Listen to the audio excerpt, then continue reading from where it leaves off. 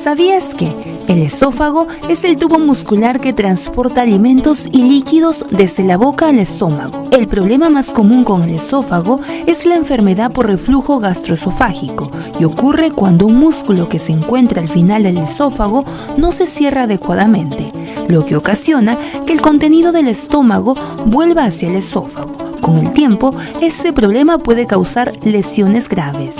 Asimismo, el consumo de tabaco y el consumo de altos de bebidas alcohólicas pueden aumentar el riesgo de cáncer de esófago, que comienza en el revestimiento interno y se disemina hacia afuera a través de las otras capas a medida que crece.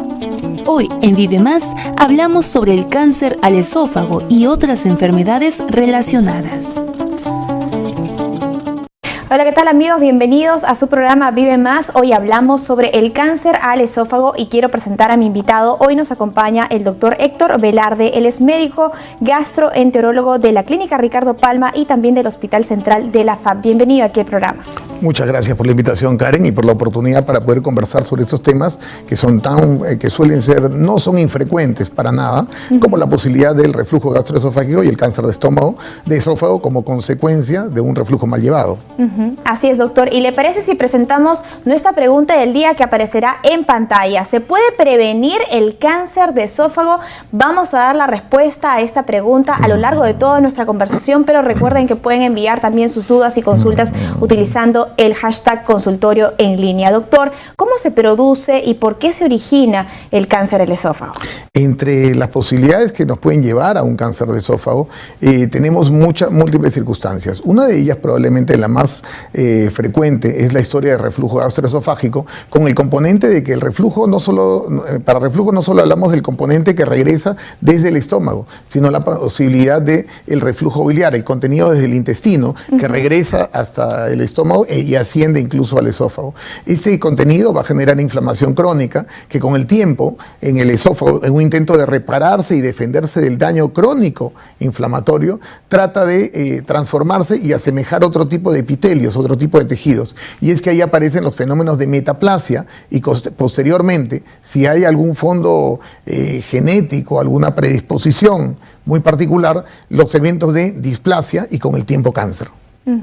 Ahora, doctor, ¿por qué aparecen estos problemas? Digamos, ¿están relacionados a malos hábitos, la carga genética, factores de predisposición? Los seres humanos somos absolutamente seres integrales, juegan siempre factores de todo tipo.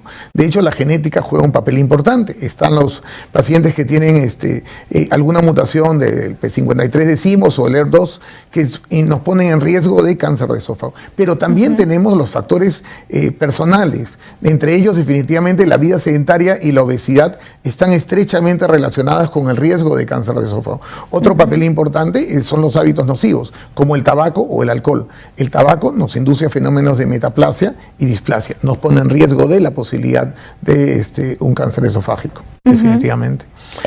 Estamos recibiendo ya las consultas a través del WhatsApp y aquí me hacen la siguiente consulta. En el caso de una hernia en el esófago, ¿esto está relacionado, puede ocasionar un cáncer al esófago? La hernia hiatal es un factor condicionante para la posibilidad de reflujo gastroesofágico. ¿Qué ocurre en el reflujo? Usualmente el tránsito digestivo va de arriba hacia abajo. Ingerimos el alimento, va por el esófago y luego llega al estómago y de ahí a los intestinos con el procesamiento adecuado en cada nivel, en cada estamento del aparato digestivo. En el caso del reflujo, el contenido intestinal y el contenido gástrico asciende y comienza a inflamar el esófago. El esófago suele ser un conducto de paso. Está preparado solo para el tránsito de contenido. No está preparado para contener ácido, no está preparado para contener jugo biliar. Entonces, termina inflamando. ¿Qué ocurre en la hernia hiatal? En la hernia hiatal, la unión de esófago y estómago no coincide a la altura de lo que es la aplicatura, la unión del diafragma. Las estructuras están alteradas. Definitivamente hay un trasfondo postural ahí que es importante. Hay que tratar de corregir los malos hábitos de postura y hay que tratar de tener una adecuada postura para consumir consumir los alimentos y también prevenir definitivamente la mala costumbre, repetimos, la mala costumbre de acostarse con el estómago lleno, de cenar y acostarse. El periodo de intervalo entre cenar y acostarse debe ser un periodo no menor de 2 horas y media o 3 horas. 2 horas y media. Eso quiere decir que si nos acostamos a las 10 de la noche, por lo menos tenemos que cenar 6 y media, 7 de la noche. Claro, el consejo que les suelo dar a mis pacientes, ¿no? Si cenas tarde, consigue un perrito, termina de comer y sal a comer, que es un hábito adecuado. Con eso logro prevenir varios factores, entre ellos el sedentarismo, la obesidad. Es cierto de que tenemos pacientes en los cuales, por diferentes motivos, están haciendo una maestría, trabajan hasta muy tarde, no tienen la oportunidad, no les puedo pedir que cenen a las 12 que cenen a las 11 de la noche y se acuesten a las 2 o 3 de la mañana. No, eso es difícil. Pero en el caso de estos pacientes, sí les puedo pedir alimentos bajos en carbohidratos, probablemente algo líquido, caminar un poquito, o de lo contrario, siempre tenemos la posibilidad de fármacos o medicinas o jarabitos de rescate, que los encontramos en cualquier farmacia, ¿no? Y que suelen ser de venta libre. Aquí, doctor, me hacen la consulta. En el caso del reflujo, ¿tiene que ver con el estrés, con la ansiedad? ¿Está relacionado? Un factor importante, yo creo que el estrés definitivamente está asociado en la gran mayoría de las patologías de una u otra manera. Una persona con estrés es una persona que de alguna manera va a tratar va a ingerir muy rápido los alimentos, no va a masticar adecuadamente, no va a conservar una postura adecuada, se va a preocupar por solucionar todos los problemas de la casa. Historia típica de las amas de casa que se preocupan por todos los pollitos y al final van a cenar muy tarde y se van a ir de frente a la cama porque terminan tarde y muy cansados. Es importante que tratemos de darnos un tiempo adecuado en la ingesta de alimentos, un horario adecuado. Y también un tiempo prudencial para comer, ¿no? Porque a veces suele pasar, a mí por ejemplo me sucede que tengo mucha hambre y como en 10, 15 minutos y no tengo ese tiempo en donde mi estómago va recibiendo el alimento de manera progresiva, ¿no? Eso es importante, tenemos que darnos nuestro tiempo.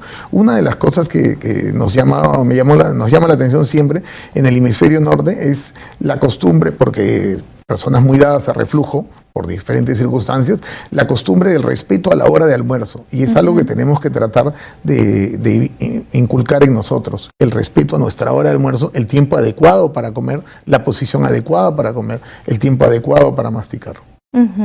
Ahora, doctor, en el caso de los síntomas, hay muchos mitos alrededor del cáncer de esófago y uno de ellos es que no hay síntomas o que hay síntomas como dolor, que uno comienza a sentir un dolor acá en el pecho, que comienza a tener náuseas, vómitos, diarreas, pero queremos conocer la parte científica. ¿Cómo se presenta esta enfermedad? Cuando yo trato de hacer la pesquisa para buscar pacientes con cáncer de esófago, una de las primeras cosas que tengo que hacer es identificar a los pacientes que tienen síntomas de reflujo. Eructos, hipo, acidez, vinagreras, lo que llamamos nosotros, son parte del cortejo clásico o común de los síntomas que nos hacen pensar en el reflujo gastroesofágico, la regurgitación inclusive. Definitivamente puede haber otros temas. Si yo estoy pensando en cáncer de un paciente con reflujo, con síntomas de reflujo, que se acompaña de baja de peso, dificultad para pasar alimentos, dolor retroesternal, definitivamente amerita el estudio endoscópico respectivo para identificar los condicionantes de reflujo, una hernia hiatal o un mal cierre de la unión de esófago-estómago, lo que llamamos cardias incompetente, o de lo contrario, para encontrar las consecuencias del reflujo, entre las cuales tengo la esofagitis, la inflamación del esófago. Cuando nosotros en gastroenterología vemos gastritis, no nos preocupamos tanto. Una gastritis siempre va a ser gastritis. Si vemos una úlcera es una úlcera. Si vemos un cáncer de estómago, un cáncer de estómago es un cáncer de estómago. En el caso del esófago, la esofagitis es evolutiva. Esofagitis de primer grado, segundo grado, tercer grado, cuarto grado. Vemos daño crónico por esófago, la posibilidad de metaplasia, la displasia, el famoso esófago de Barrett, que nos pone en riesgo de cáncer de esófago, definitivamente. Ahora, y otro factor importante, el tema de la baja de peso. Paciente con reflujo y baja de peso es un signo de alarma. Ahora, por ejemplo, en el caso de las personas que se quieren hacer chequeos, usted estaba mencionando que con una endoscopía es suficiente para ver y detectar si estamos hablando de un cáncer de esófago.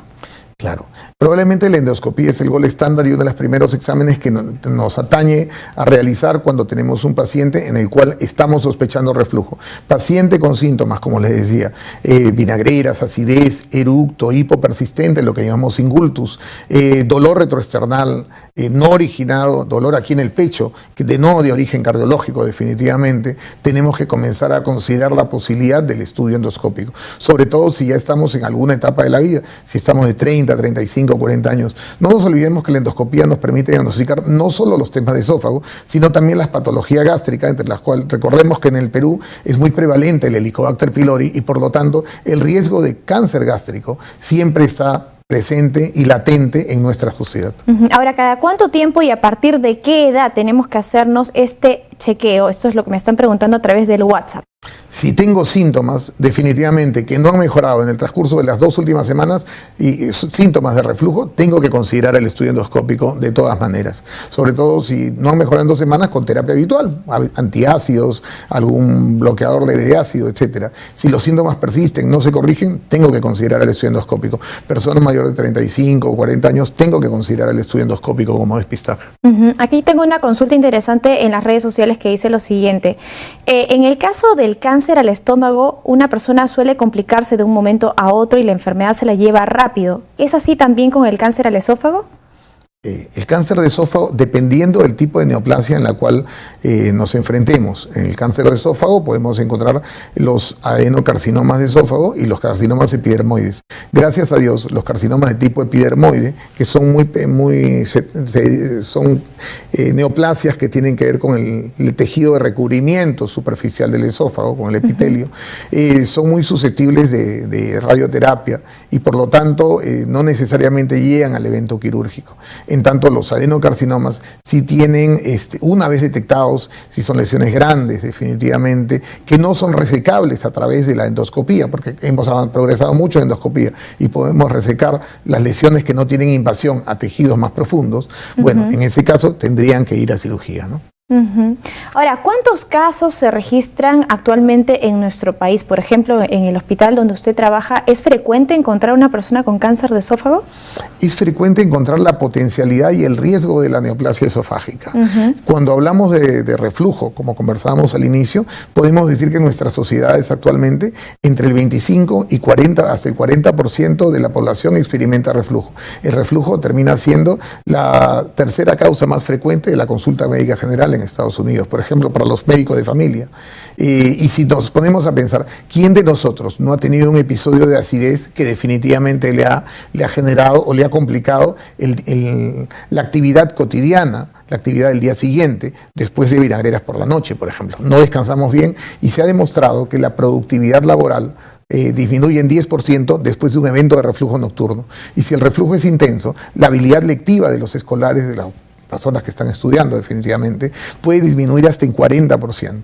Si tenemos en cuenta estas condiciones, las posibilidades de encontrar neoplasia esofágica están presentes. No todo paciente con reflujo va a ir a cáncer, no todo paciente con esofagitis va a ir a cáncer y no todo paciente con esófago de Barrett va a ir a cáncer. Hay una distancia enorme y un tiempo prudencial, gracias a Dios, adecuado para poder dar tratamiento, porque es una mínima cantidad.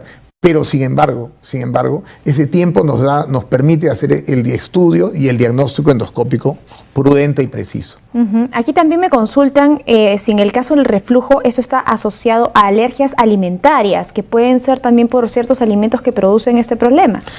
Hay una asociación estadística hablemos, entre lo que es la enfermedad celíaca y el reflujo. Muchos pacientes con reflujo suelen tener eventos de enfermedad celíaca. Recordemos también de que muchos pacientes y algunos pacientes, anecdóticamente, cuando ya están con el cáncer de esófago, se les ha realizado un estudio para celiaquía y se ha encontrado presencia de serología para estudio de celiaquía y linfocitosis intraepitelial. Uno de los puntos importantes es que paciente con reflujo que tiene algún tipo de intolerancia alimentaria o sobrecrecimiento bacteriano, que son fenómenos que nos generan mucho gas, mucha distensión, mucho balonamiento y por lo tanto eructos, pirosis y acidez, en tanto no corrijan el fenómeno de intolerancia alimentaria o en tanto no corrijan el fenómeno de sobrecrecimiento bacteriano, no van a mejorar de su reflujo. Aquí tenemos también la consulta de Magda Albujar. Tengo mi niño de 13 años y tiene por ratos dificultad en pasar sus alimentos y sufre mucho de dolor de estómago. ¿Podría entonces hacerle una endoscopía? Nos consulta Magda. Bueno, depende de la edad. La endoscopía la podemos hacer en cualquier etapa de la vida. Si tiene, definitivamente, en el caso de los niños con dolor abdominal crónico recurrente, tenemos que hacer algunos estudios pertinentes previos. Algunos de los niños suelen tener eventos de intolerancias alimentarias. No son infrecuentes los niños con dolor crónico recurrente por intolerancia a la lactosa. La intolerancia a la lactosa genera hidrógeno. La generación de hidrógeno, el evento de hidrógeno va a generar pirosis. Recordemos los globos de cumpleaños que ascienden, ¿no? Que los inflamos con hidrógeno. Genera pirosis, acidez, eructos. Y los niños pueden tener dolor abdominal y evento de gases asociados. Tenemos que hacer los estudios de heces pertinentes, pero sí, descartando todas las etiologías, encontramos que el dolor persiste y la pirosis persiste, definitivamente tengo que hacer el estudio endoscópico. Aquí me hacen la consulta. ¿El café es perjudicial para una persona que sufre de reflujo? El café sí y no. En el tema del café, recordemos que el café es un gran procinético, nos ayuda a restablecer un poco el orden de la digestión, el orden del peristaltismo, de la motilidad en aparato digestivo. El problema es el exceso. Ahora, si tengo un paciente que tiene inflamación esofágica y tiene esofagitis, definitivamente tengo que castigarlo y limitarlo con los irritantes esofágicos, ¿no? Entre el café, las capsaicinas, los diferentes irritantes que están en la dieta, nuestro ají, nuestro rocoto. En general, y esa es una conversación que siempre tenemos con los pacientes, el rocoto y el ají no son malos. Tienen capsaicinas que son estimulantes de la regeneración de mucosa gástrica. Estimulan diferentes factores regeneradores de mucosa. Pero si yo tengo una lesión y hay inflamación y hay herida, hay daño en el tejido, definitivamente tengo que limitarlos. Un poco les doy a los pacientes el ejemplo de cuando van a la playa. Si yo a alguien le pongo gotas de limón en la cara y no ha ido a la playa, no le va a molestar. Pero si tengo inflamación, ¿no? Porque fui a la playa, estuve todo el día soleándome, no me puse ningún bloqueador y le pongo 2 o 3 gotas de limón, probablemente el tipo va a gritar de aquí hasta la esquina. Entonces, es exactamente igual el mismo fenómeno.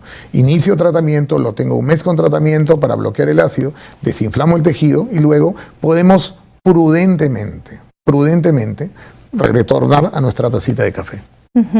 Bueno, doctor, ya estamos ajustados con el tiempo, pero queremos conocer cuáles son las recomendaciones para prevenir y si es que se puede prevenir. Recordemos que hemos presentado nuestra pregunta del día, si se puede prevenir este problema, el cáncer al esófago, y ya quisiéramos sus recomendaciones finales. Ya. Lo más importante, el tener un horario adecuado para la ingesta de alimentos, evitar la mala costumbre de comer y acostarse, evitar el sedentarismo, procurar, tenemos que iniciar una lucha, una cruzada nacional contra los fenómenos de obesidad. Definitivamente otros aspectos son limitar el tabaco, manejar el tema del alcohol con la mayor moderación posible. Y un tema que a veces se nos estaba pasando el tema de esófago es el exceso exagerado de bebidas muy calientes. Siempre es un factor de riesgo para los fenómenos de metaplasia en el caso de nuestros pacientes. Y si tenemos síntomas, no perdamos el temor de hacer el estudio endoscópico y acudamos al profesional, al gastroenterólogo más cercano para hacer el estudio pertinente. Bien, doctor, muchísimas gracias entonces por haber estado aquí con nosotros en el programa Vive Más, resolviendo las preguntas, las dudas de toda nuestra audiencia. Queremos agradecer también a todas las personas que han enviado sus consultas utilizando el hashtag consultorio en línea y a los que han enviado también sus preguntas a través del WhatsApp. Muchísimas gracias, doctor, por haber estado con nosotros. Si las personas lo quieren ubicar, ¿tiene alguna página web? Bueno, estoy en la clínica Ricardo Palma, para los amigos de la Fuerza Aérea estoy en el Hospital Central de la FAP. Mi correo es ecabel con hsabchicael.peru@gmail.com y aprovecho un segundo para saludar a mi promoción, la promoción 86 de la Universidad Nacional Mayor de San Marcos, quienes hemos cumplido 25 años bodas de plata este año. Perfecto, gracias. Saludos entonces para la promoción. Muchísimas gracias, doctor. Y gracias a ustedes, nosotros nos vemos este miércoles a las 11 en punto de la mañana. Lindo día, bendiciones. Gracias.